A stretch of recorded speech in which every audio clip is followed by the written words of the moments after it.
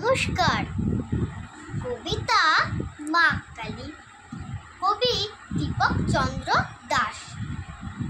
সেই ছোট্ট থেকে মিথ্যে কথা বলতে হলে বলেছি মা কালী। দিদু বলে বয়াম ভরা নাড়ু ছিল, খেয়েছে কেড়ে সবগুলো, আমি খাইনি মা কালী।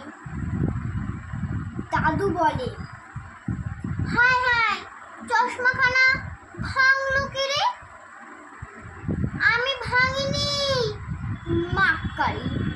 মা বলে রান্নাঘর শুকনো ছিল, এত জল কে ঢাললো, আমি ঢালিনি মা কালী।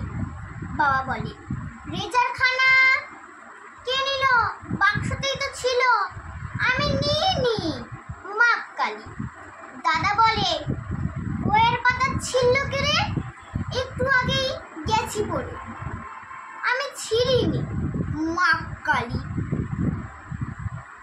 এত মিথ্যে বলে বলে এবার সত্যি ক্লান্ত আমি মা কালী। আমার বলা মিথ্যেগুলো এবার ডিলিট করে ফেলো মা কালী। এবার থেকে সত্যি বলবো, প্রমিস মা কালী। নমস্কার।